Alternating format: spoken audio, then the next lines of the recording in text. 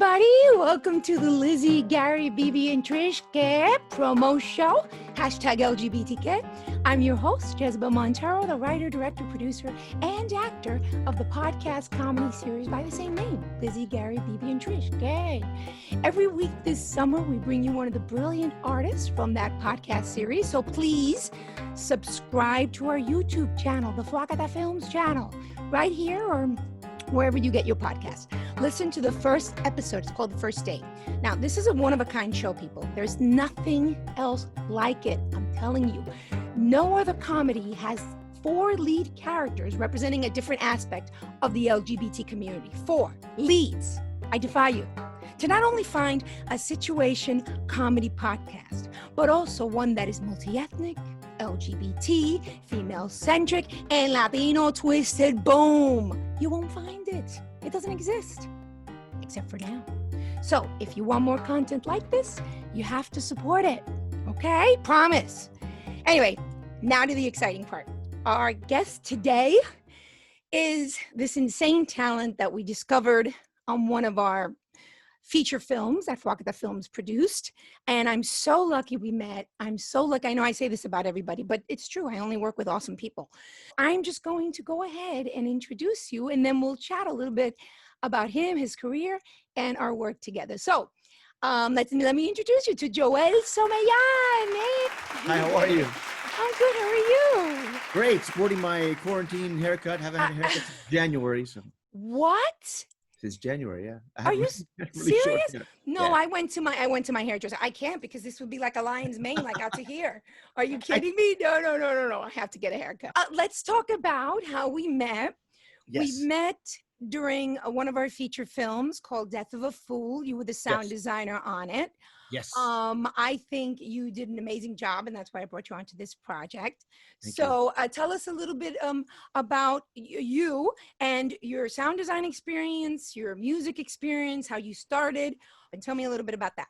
I've always been I've had this battling duality of as a musician, creative, and as a technical audio engineer. There isn't one side that I like more than the other. And that also led me to go to Berklee College of Music in Boston. I'm in Miami, that's where I was born and raised, but I went to Berklee College because it was the only school that allowed me to major on both sides. So I was a music theory and composition major, but I was also a production and engineering major at the same time. And once I got back to Miami in 1996, that's really when I formally started my career, I would say, because I was thrown into the lion's den when I met Gloria Estefan. The epicenter of that was Crescent Moon Studios in Miami, which belonged to Gloria Estefan, and I was one of the contracted producers, composers at the time. So I was literally every single day with one of these artists in the studios. I had Ricky Martin in the studio with me. Oh so, my God, that's and then I had, and then J-Lo was in the other room. Mark Anthony was in the other room. I had Chayanne in the other room, John Secada in the other room. And it was like literally like almost like a dentist's office. Oh my God. And me and a group of producers and composers were going from room to room working with these people. From 2005 till about 2011 or so, I left that world and went into the world of children's music. And that's when I started working with Nickelodeon and DreamWorks. I did all the music for Dora the Explorer, Go Diego Go, a bunch of stuff for Sesame Street. Well, wait, that's a good segue then. Let me just brag about you a little bit, because we have to do some bragging. So Sure. You have 2 Grammy wins. In 2001, you won Best Engineered Album for Thalia's Arrasando, ¿no? Se dice? Arrasando. And then in 2005, Best Pop Vocal Album for Obi Bermúdez, Todo el Año. But the following year, that would be 2006, you were nominated for, oh my God, Album of the Year, Chayanne's Cautivo. Yes. Oh my God, that's incredible. You were also nominated for an Emmy in 2012 for a song featuring Shakira called Todos Juntos. That was on Dora the Explorer. We're going to start talking about our podcast, Lizzie, Gary, BB, and Trish. Que? Que? Everybody says it different. I love it. Everybody says it different. Say it again. Que? That's great. That's great. So anyway, it's a first for both of us. Oh my God! Yes. We were just to give the audience a little story. We were in quarantine, and I was going crazy because I have to be creative. I'm a writer, but I had this TV series. I have 10 episodes, and I was pitching it, and I did get somebody who wanted to invest in the pilot for TV. Right. That fell through quarantine. Everybody's keeping their money. Nobody's giving any money. I And I know. was like, oh my God, what am I going to do? What am I going to do? What am I going to do? I have to do something.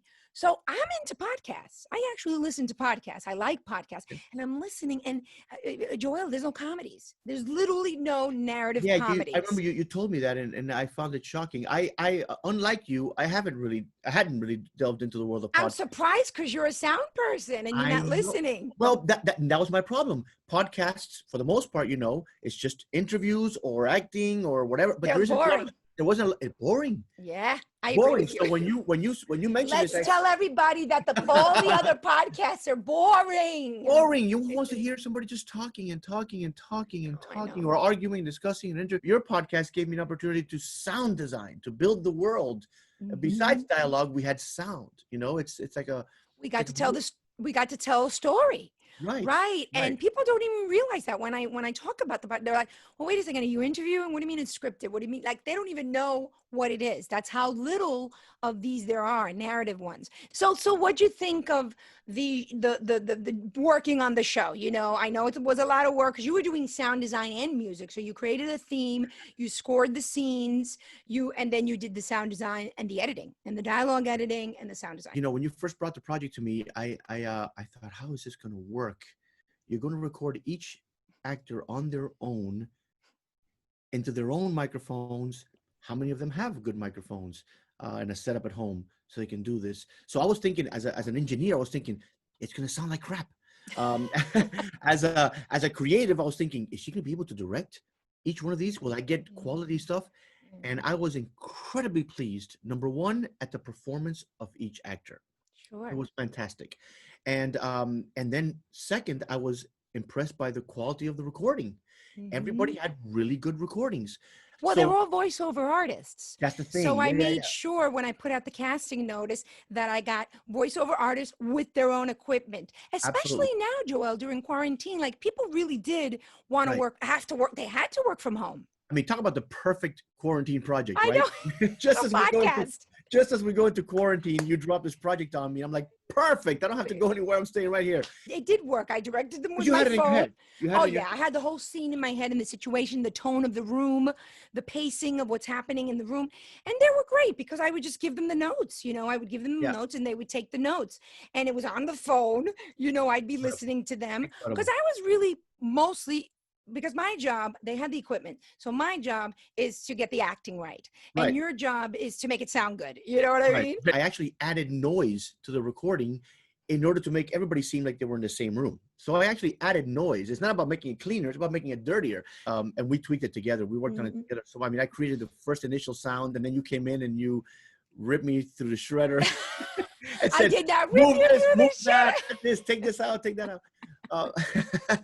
But the first sound design challenge I had was approaching it in a linear way was the fire in the kitchen, and that one actually inspired me because it came out better than I expected. Oh my God! I got to tell the story that when I was early in the morning when I first listened to the cut, and I literally like this.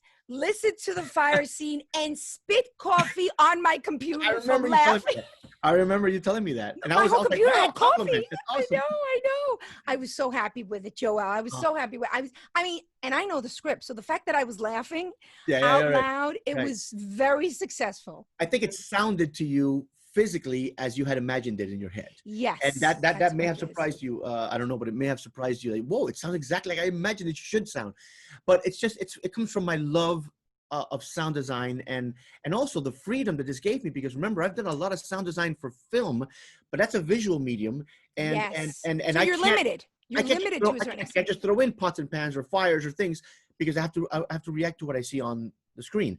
But now I had a blank canvas, so I'm a lot more free, a lot more liberty to create sound for the theater of the mind. And the music was a blast. I just sat myself on the keyboard and just started banging out Cuban son and montuno rhythms on the piano, and added the percussion and stuff, and we talked a lot about it, and created this sound.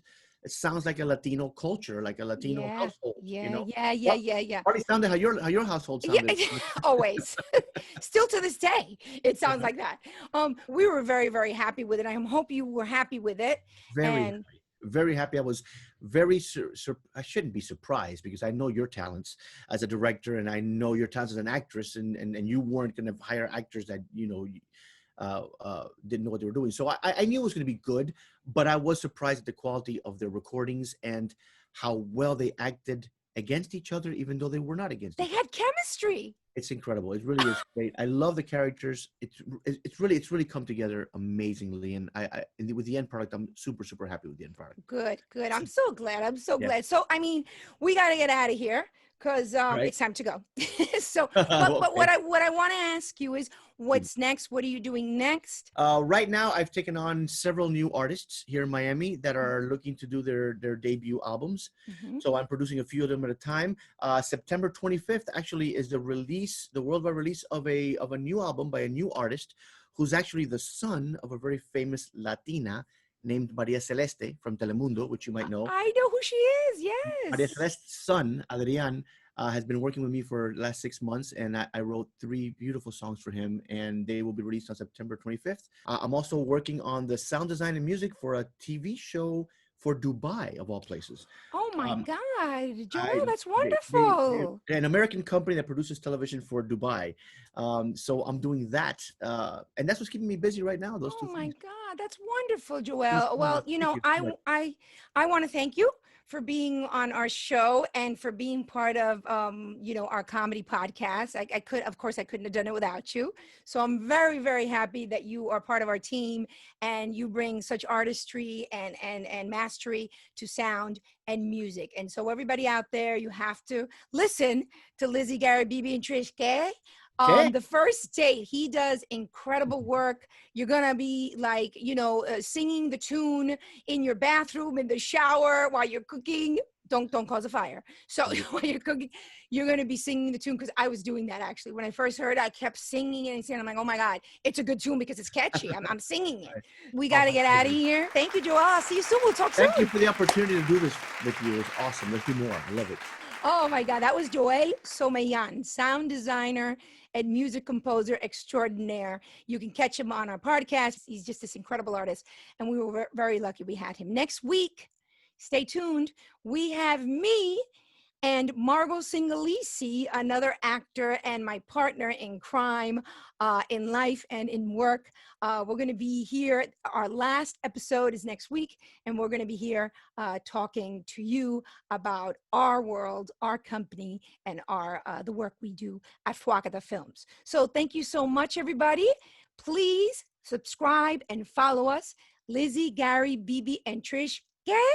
My name is Jezebel Montero. I am the writer, director, producer, and actor on Lizzie, Gary, Bibi, and Trish. ¿Qué? Adios.